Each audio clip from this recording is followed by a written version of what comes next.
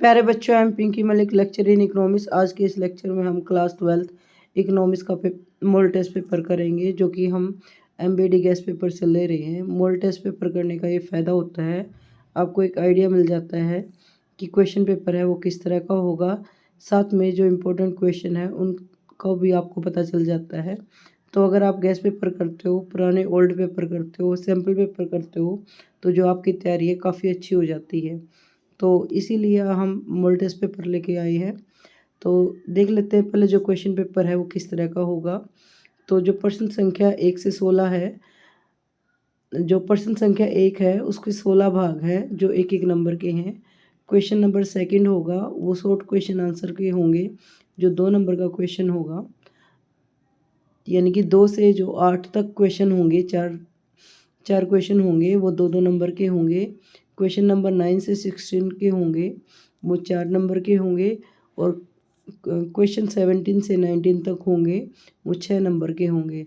इस तरह जो क्वेश्चन पेपर है वो फाइनल एग्जाम में आएगा। तो देख लेते हैं फर्स्ट क्वेश्चन, जो कि एमसीक्यू क्वेश्चन, ट्रू फॉल्स और फिलिंग द ब्लैंक्स का क्वेश्चन है।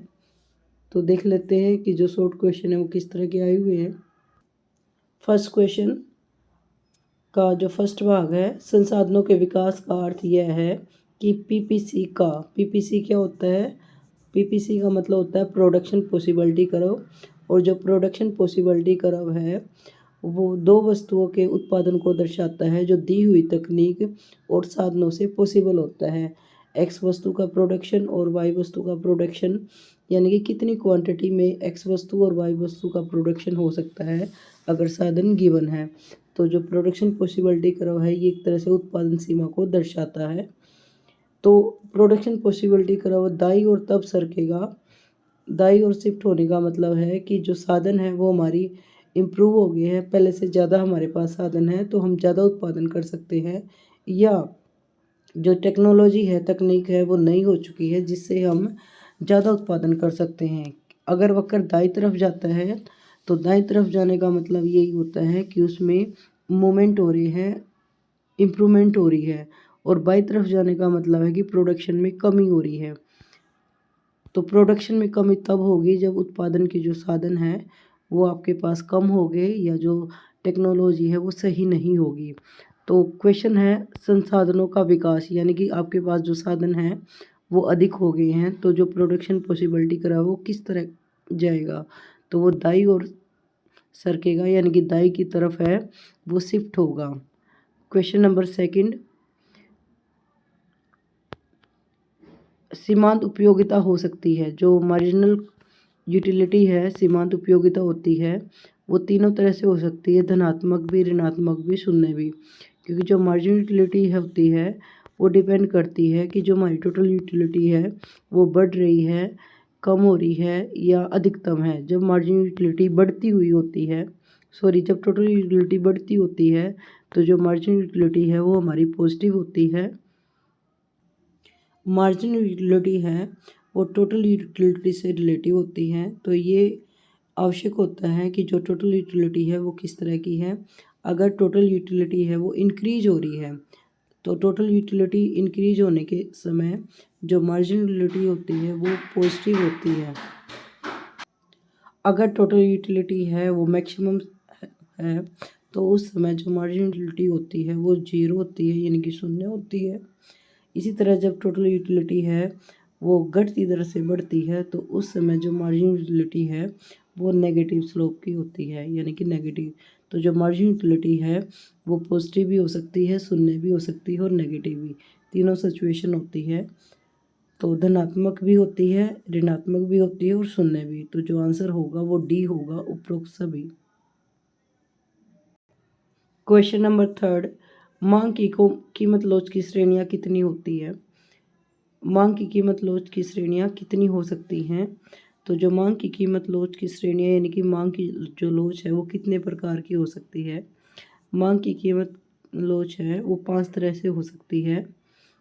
तो जो आंसर होगा वो बी होगा। पहले हम देख लेते हैं जो इलास्टिसिटी होती है, प्राइस इलास्टिसिटी होती है वो कितनी तरह की होती है।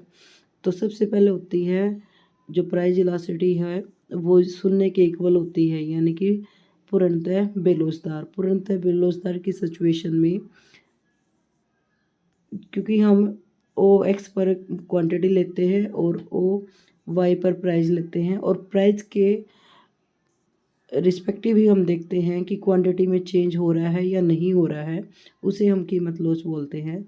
तो प्राइस के घटने या बढ़ने से जब क्वांटिटी में कोई भी चेंज नहीं होता है तो उस समय जो इलास्टिसिटी होती है वो शून्य के बराबर होती है, और जो इलास्टिसिटी है जब शून्य होती है उस समय जो डिमांड वक्र होता है वो ओ वाई के पैरेलल होता है। इसी तरह अगर हम सेकंड स्टेज की बात करें तो सेकंड स्टेज जब जो मांग की जो लोच होती है वो पूर्णतः लोचदार होती है, तो प्राइस में थोड़ा सा भी चेंज होने से डिमांड में बहुत ज़्यादा चेंज होता है। उस समय जो इलास्टिसिटी होती है वो अनंत होती है, यानी कि पूर्णतः लोचदार होती है। तो 3 सिचुएशन और होती हैं। एक होती है इकाई से अधिक लोचदार, इकाई से कम लोचदार और इकाई के बराबर। तो जो इलास्टिसिटी है वो 5 तरह से हो सकती है: greater than equality, less than unity और इक्वल टू यूनिटी। इकाई के बराबर, इकाई से अधिक और इकाई से कम। मांग की लोच की 5 श्रेणियाँ होती हैं: इकाई के बराबर, इकाई से कम, इकाई से कम, इकाई से ज़्यादा, पूर्णतः बेलोचदार और पूर्णतः लोचदार। पूर्णतः लोचदार में इन्फिनेटिव होती है, पूर्णतः बेलोचदार में 0 के बराबर होती है। और इकाई लोचदार का मतलब ये होता है कि जितना प्राइस में चेंज होता है क्वांटिटी में भी उतना ही चेंज होता है। ग्रेटर देन का मतलब होता है कि प्राइस में जो चेंज होता है उससे ज़्यादा क्वांटिटी में चेंज होता है। अगर प्राइस इंक्रीज होता है तो जो क्वांटिटी में चेंज होता है वो प्राइस से ज़्यादा होता है। और लेस देन में होता है कि जितना प्राइस में चेंज हुआ है क्वांटिटी में उससे ज़्यादा, उससे कम चेंज हुआ है। तो आगे क्वेश्चन नंबर 4 देख लेते हैं। सही समीकरण चुनिए। Option number A, T R equal है ए आर डिवाइड क्यू, जो कि रॉन्ग है, क्योंकि जो ए आर होता है एवरेज रेवेन्यू है वो होता है टी आर डिवाइड में क्यू। इन्होंने उल्टा दे रखा है। बी ऑप्शन है ए आर इक्वल है एम आर डिवाइड में क्यू, ये भी रॉन्ग है, क्योंकि जो ए आर होता है वो टी आर डिवाइड में क्यू होता है, ना कि एम आर डिवाइड में क्यू। एम आर इक्वल है डेल्टा टी आर डिवाइड में डेल्टा क्यू, ये बिल्कुल सही है। सी ऑप्शन है वो सही है। D option A R equal है टी आर इंटू क्यू, ये रॉन्ग है, क्योंकि टी आर इक्वल होता है ए आर इंटू क्यू, क्योंकि जो ए आर है वो हमारे पी के भी इक्वल होता है, तो P into Q. Perfect competition में जो ए आर है वो प्राइस के इक्वल होता है, तब ये फॉर्मूला होता है। तो जो इसका सही आंसर होगा वो सी होगा, एम आर इक्वल है T R delta T R divide में डेल्टा क्यू। क्वेश्चन नंबर 5, बाजार कीमत का निर्धारण किया जाता है अल्पकाल में, अति अल्पकाल में, दीर्घकाल में, अति दीर्घकाल में। तो बाजार कीमत वो कीमत होती है जो मांग और पूर्ति द्वारा निर्धारित की जाती है, और बाजार कीमत होती है वो अल्पकाल में निर्धारित होती है। तो जो दीर्घकाल में निर्धारित होती है वो सामान्य कीमत होती है। तो जो आंसर होगा वो होगा बी, अति अल्पकाल में। इसमें जो आंसर है वो रॉन्ग दे रखा है। बाजार कीमत हमेशा अल्पकाल में निर्धारित होती है, जो कि मांग और पूर्ति द्वारा की जाती है। क्वेश्चन नंबर 6, भारतीय रिजर्व बैंक की स्थापना किस वर्ष में हुई? भारतीय रिजर्व बैंक यानी कि आरबीआई की जो स्थापना हुई थी वो 1935 में हुई थी। क्वेश्चन नंबर 7, निम्न में से कौन सा प्रत्यक्ष कर का उदाहरण नहीं है? निगम कर, संपत्ति कर, सेवा कर, आयकर। तो सबसे पहले देख लेते हैं प्रत्यक्ष कर क्या होता है। प्रत्यक्ष कर ऐसा कर होता है जो किसी व्यक्ति पर लगाया जाता है, उसी व्यक्ति को वो पे करना होता है। आयकर होता है वो प्रत्यक्ष कर होता है जो जिस व्यक्ति पर लगाया जाता है उसी को भुगतान करना पड़ता है। जबकि जो अप्रत्यक्ष कर होते हैं, अप्रत्यक्ष कर का जो भार है वो टाला जा सकता है। जैसे कि जो जीएसटी है उसको वस्तुओं पर लगाया जाता है, लेकिन जो मान लो किसी उत्पादक पर लगाया जाता है, लेकिन जो उत्पादक है उसे विक्रेताओं के पास और विक्रेता कंज्यूमर के पास उसको शिफ्ट कर देता है। प्रत्यक्ष कर में शिफ्टिंग नहीं होती कर की, यानी कि जो कर का भार है वो उसी व्यक्ति को देना होता है जिस पर कर लगाया जाता है, जबकि जो अप्रत्यक्ष कर है उसमें जो टैक्स का भार है उसको शिफ्ट कर दिया जाता है। तो हमें बताना है कि ऐसे कौन सा है जो प्रत्यक्ष कर नहीं है, यानी कि अप्रत्यक्ष कर है। तो जो सेवा कर है यानी कि जो सर्विस टैक्स है वो अप्रत्यक्ष कर का उदाहरण है, ना कि प्रत्यक्ष कर का। जबकि जो निगम कर, संपत्ति कर और आयकर है वो प्रत्यक्ष कर होते हैं। आगे क्वेश्चन नंबर 8, यदि MPC 0.8 है तो गुणक का मूल्य क्या होगा? तो जो गुणक यानी कि जो के होता है वो होता है 1/1 माइनस MPC। तो MPC की वैल्यू पुट कर देंगे तो के की वैल्यू हमारी निकल जाएगी।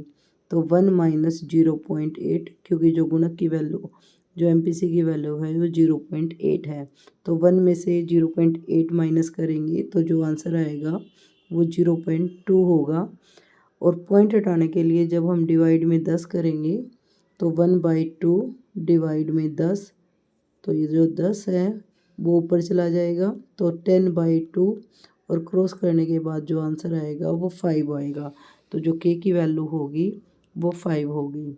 तो इस तरह जो गुणक है हम निकाल सकते हैं जब हमारे पास MPC की वैल्यू है।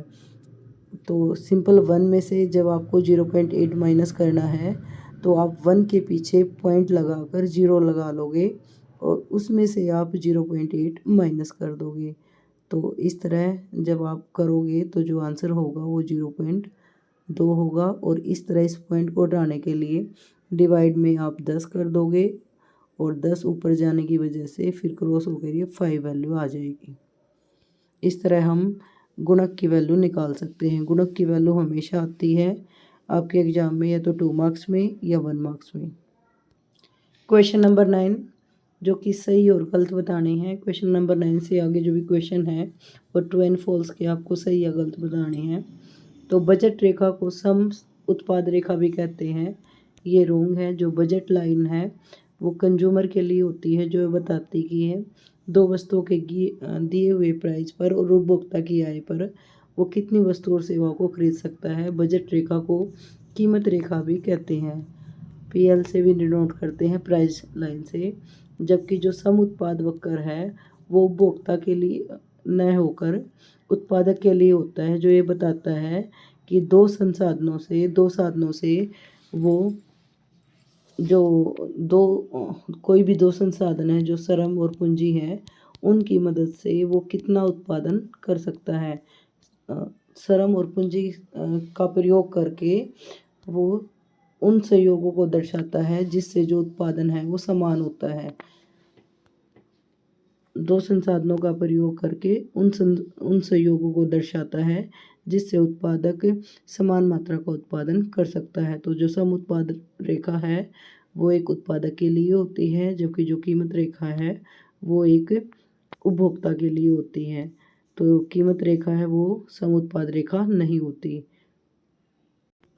क्वेश्चन नंबर 10, अल्पकाल में उत्पादन के सभी साधन परिवर्तनशील होते हैं, ये रोंग है। अल्पकाल में उत्पादन के सभी साधन परिवर्तनशील नहीं होते हैं। केवल श्रम की मात्रा को बढ़ाकर, परिवर्तनशील साधन की मात्रा को बढ़ाकर उत्पादन को बढ़ाया या कम किया जा सकता है। जो दीर्घकाल होता है, दीर्घकाल में सभी जो साधन है वो परिवर्तनशील होते हैं, लेकिन अल्पकाल में है वो उसमें कुछ साधन ही परिवर्तनशील होते हैं और जो अन्य साधन है वो अपरिवर्तनशील होते हैं, यानी कि स्थिर साधन होते हैं। तो ये गलत है। क्वेश्चन नंबर 11, अल्पाधिकार में दो विक्रेता होते हैं, ये भी रोंग है। अल्पाधिकार यानी कि कुछ व्यक्तियों का अधिकार होता है, तो अल्पाधिकार में कुछ विक्रेता होते हैं और दो विक्रेता में उस समय होते हैं जब द्वैधिकार होता है, यानी कि दो विक्रेता होते हैं जिनके पास अधिकार होता है। तो दो विक्रेता होने पर हम द्वैधिकार होता है और अल्पाधिकार कुछ विक्रेताओं को बताता है, तो ये भी रोंग है। आगे क्वेश्चन नंबर 12, पूंजी पर ब्याज प्रवाह चर है, ये बिल्कुल सही है। सबसे पहले देख लेते हैं प्रवाह और स्टॉक में क्या डिफरेंस है। जो प्रवाह होता है वो ड्यूरेशन को बताता है कि एक टाइम पीरियड के बीच में कोई कार्य हो रहा है। तो जो पूंजी पर जो ब्याज मिलता है वो एक ड्यूरेशन का होता है, वो वार्षिक होता है या मासिक होता है या अर्धवार्षिक, जिस तरह भी ब्याज लगाया जाता है वो एक ड्यूरेशन होती है जिस पर ब्याज लगता है मिलता है। तो जो पूंजी पर जो ब्याज होता है वो प्रवाह होता है, जबकि जो स्टॉक होता है वो एक पॉइंट को शो करता है। तो अभी हमें सिर्फ प्रवाह के बारे में बताना है कि पूंजी पर ब्याज प्रवाह है या नहीं। तो जो पूंजी पर हमें ब्याज मिलता है वो प्रवाह है, क्योंकि एक टाइम पीरियड में मापा जाता है। क्वेश्चन नंबर 13, कर एक कानूनी भुगतान है। बिल्कुल सही है, कर है वो कानूनी भुगतान है जो प्रत्येक व्यक्ति को देना होता है। कर किसी वस्तु पर लगे या किसी व्यक्ति पर, लेकिन कर व्यक्ति को ही देना पड़ता है और वो इसलिए देना पड़ता है क्योंकि ये कानूनी रूप से वैध है। क्वेश्चन नंबर 14, वस्तु विनिमय के माध्यम के रूप में कार्य करती है। मुद्रा विनिमय के माध्यम के रूप में कार्य करती है। बिल्कुल सही है, मुद्रा का जो प्रमुख कार्य है वो विनिमय के माध्यम के रूप में कार्य करना होता है। क्वेश्चन नंबर 15, JBC के अनुसार पूर्ति स्वयं अपनी मांग पैदा करती है। बिल्कुल सही है ये कोटेशन। क्वेश्चन नंबर लास्ट 16, स्थिर विनिमय दर प्रणाली में विनिमय की दर सरकार द्वारा निर्धारित होती है। ये भी बिल्कुल सही है। आज के लिए इतना ही, धन्यवाद। Thanks for watching. Next video में हम नेक्स्ट क्वेश्चंस को करेंगे। Thanks for watching.